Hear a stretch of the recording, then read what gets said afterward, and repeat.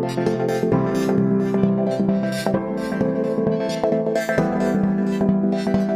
everyone, welcome to part 3 of the How To Halo 2 Anniversary Battle Rifle. My name's of course Andrew DFT, and let's get this gun finished. So of course by the end of this video I would have taught you everything to make it look like this. Then you can go off by yourself and make it look like this, giving it a paint job or a custom paint job, whatever you wish, to make it look like your personal battle rifle that you've always wanted to hang on your wall or sleep with as a friend. Or not. But enough talking and poor jokes aside, let's jump into the video. Alright, so when we left off we had the gun looking like this. It's actually looking pretty sweet, but what we're going to do is we're going to take it one step further. What we're going to do is use a technique called scoring. So what you want to do is cut through the top layer of the foam, breaking the skin, so to speak, on all the lines, all those pen marks we've done in the gun on both sides. I know it sounds really daunting, but it will take you about maybe 10-15 minutes on each side, as long as you do it right. But what you want to do is you just want to break the surface. Once you've done that and you've got all the lines carved out, we can then grab a heat gun and apply some heat to it. The heat will then expand all those lines, that way it all starts to flesh out and bring out the detail, and we have it looking like that. Massive contrast to what it was a few minutes ago. Then you can put that aside and we'll start to add some extra features. So we'll jump to the back, the butt of the gun, and we'll grab the template and we'll draw out 3 new templates onto EVA foam, being sure to flip one of the sides so we have a left and a right. What you can then do is you can adhesive all the 3 pieces together, use whatever adhesive you want, whether that's hot glue or barge cement, whatever is your preferred choice. Then what we'll do is we'll start to add some detail to this and a beveled edge. We'll start off with the beveled edge, so what we'll do is we'll grab the template and cut off that section you can see, transferring the negative lines on so we have the nice outline, and then we'll add a depth line. Now the depth line can go about half the thickness of one of the exterior sides of the foam, and then what we'll do is we'll grab a nice craft blade, a nice sharp one I must say, and we'll bevel off that edge, being sure to control it, making sure your fingers are well clear, so that way we don't harm yourself in the process of making this edge. Then break apart the template even further and we'll start to add this interior detail in.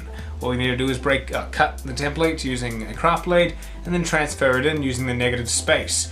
Now just like we did before on the main body of foam, what we'll do is we'll go ahead and we'll score this piece, cutting through those lines on both sides, and then we'll apply some heat to make sure those beveled edges kind of smoothen itself a bit and adding that nice expanding effect to the lines inside the detail. Then all we need to do is just glue it into position. It should slot in perfectly fine. You shouldn't have to make any adjustments. Just be sure to sit it right in the middle, so right on those 2 middle pieced foam sections, and you should be all good to go and ready to move on to the next part. Now that next part is all these little details that sit on the battle rifle. They do have them. I could have done the tutorial without them, but I thought it was reasonably easy enough to do. Just be very careful. So what we're doing is we're just grabbing a slab of foam about the same height as this template, cutting it out at the thickness of 2 layers of foam, and then what you can do is use a more enhanced bevel technique to cut out this section here, and then just slice this part in half. That way it should come out relatively clean, but remember it is a rather flimsy piece of foam, so do take extra precaution with your fingers and the craft blade when trying to slice these up. But what you can do is once you've got that nice, simply slot it into position and glue it there. On to the next little additional piece that we need to add. So this one's relatively way more simpler. All you want to do is grab a piece of foam at the length of the template, about maybe 1 or 2 thicknesses of the foam, about the same size that we just did previously, and then all you need to do is bevel the edge and then we'll glue it into position right there, just in front of the piece that we previously did. And now for the final piece of detail, which will sit right in front of the trigger guard. It is a little key piece of detail, so we do need to add it. All we're going to do is grab a template about 3 foams thick and about the same height as the template. What we can then do is add these marked lines on screen, which help us break apart the template even further. So what we'll do is add in this vertical line about positioned exactly where you can see it here, and then simply slice that section off. The reason we sliced it off is it's going to allow us to have this nice thinner piece amongst the chunkier parts.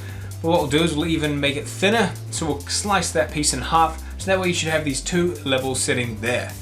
Then what we can do is to the chunkier part add in some detail simply by putting it on where it's marked on screen. Just copy it, and then we'll go ahead and glue these 2 pieces in. I know that wasn't probably the best explanation, but the visual aid should be able to guide you through enough when you're actually going through it.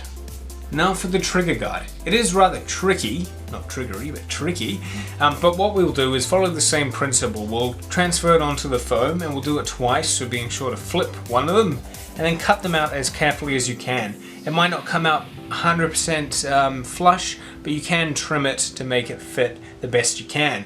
Then what you want to do is you want to glue it together so that way it's one solid piece, and then start to test fit it. If it doesn't fit in 100% flush, then all you need to do is mark out where it's punching up against the other piece and simply trim it off and be able to slot it in perfectly. Now for the trigger, I wouldn't use the size I've put on the template. That's merely just a design to help you design your own. Simply draw out the template, whether it's a shark fin or whatever you want, and then draw it at the height that you've currently got for your trigger guard. Simply trim the foam to get rid of the textured side and then glue it into position. Like I said, the trigger design can be completely up to you. I just went with a very basic default one. You can copy mine if you wish and measure it out to the length, and then like I said, just glue it into position. Now for a very key piece of the battle rifle's detail, these overarching rail sections. What we're going to do is grab the template, transfer two of them, being sure to flip one so we have a left and a right, and then we'll leave them the thickness they currently are. We don't need to thin them. Even though they still have the textured side, you won't actually see them properly. Once they're cut out, you can then mark in, pretty much like we did with the trigger guard, to make sure they fit in perfectly with everything, to make it look flush. If it doesn't, go ahead and quickly trim the edges to make it fit perfect before progressing and adding in all the detail.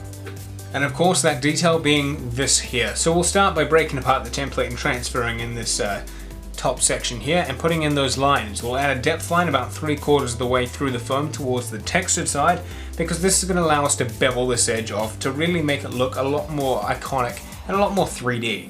So take your time cutting through this section, making sure you're meeting both that bevel and the depth line, and it should give you this nice little arch piece going on here.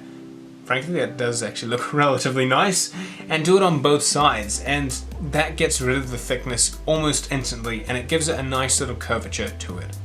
Now to start adding that detail, what we'll do is we'll start off with the top left hand corner. We'll grab the template and cut out this elongated rectangle, and we'll simply trace that into position. Nothing too difficult and nothing you haven't done before. We won't even bevel it. We'll just leave it as it is. Then what we'll do is we'll go to the bottom right of this and we'll start to transfer across all the details you can currently see in this template and make sure they sit relatively nice and straight and horizontal and symmetrical to both sides. What I recommend doing is just transferring them in very lightly with a pen, not making too much of an indent in the foam, and then going back once you've got all the lines put in, and then using a straight edge to actually indent them and make them a lot more solid, so that way we know exactly that they're horizontal and symmetrical, so that when we score them we don't have any regrets about them looking perfect and, well, nicely in shape.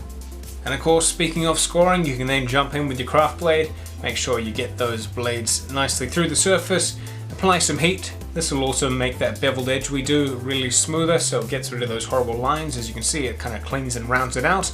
And then what we'll do is we can start to glue them into position. Because we made sure that they sat flush previously, we don't have to worry about that now. All we need to do is make sure you set them in nicely, have them stay there for a bit, and then just don't touch them ever again. They are fragile, they will hold pretty well. I mean, it is EVA foam, so it is rather durable, but I just wouldn't recommend grabbing it by that section. It is a display and visual piece only. But we are nearly there. Though what we will do is we'll quickly give this gun a nice little overheat, just to make sure everything is brought as much detail out as it can, as well as finishing off those trigger guards and those detail areas which we didn't actually apply heat to in the beginning. So make sure that gets a bit of focus, but do give the overall gun a nice little heat over again, let it cool, and we'll move on. Maybe not move on, I should have used the word add on. What we're going to do is we're going to add a barrel. Now you can do this using a wooden pole or a PVC pipe, whatever's cheapest and what is more efficient and accessible for you guys. For me, a wooden pole is a lot cheaper and easier to use, so what I simply did is use the base of the pole to mark out with a pen the circle perimeter and how thick it's actually going to be, and then using a craft blade I simply cut about 1 inch to 2 inches deep within the foam. It wasn't hard, it was actually relatively easy. If you have a Dremel, it will make it 100 times easier. Then all you need to do is apply a lot of glue into that hole, twist the barrel in, hold it there tightly, making sure it does sit horizontal and straight, being sure to check that before it dries, and it should look relatively cool. Now if you have a wooden barrel like me, what we can do is we can actually bevel into this. It's pretty easy with the craft blade, you just have to be very careful and make sure your fingers are out of the way. All you need to do is make 3 lines, a bottom, middle and a top, and you just bevel in like you would into the foam. Cutting down in the middle, straight down to the depth you'd like, and then come back in on a beveled edge and simply bevel out the grains of the wood. It should pop out relatively easy, but like I said, just making sure your fingers and everything are well away from the blade just in case it comes free.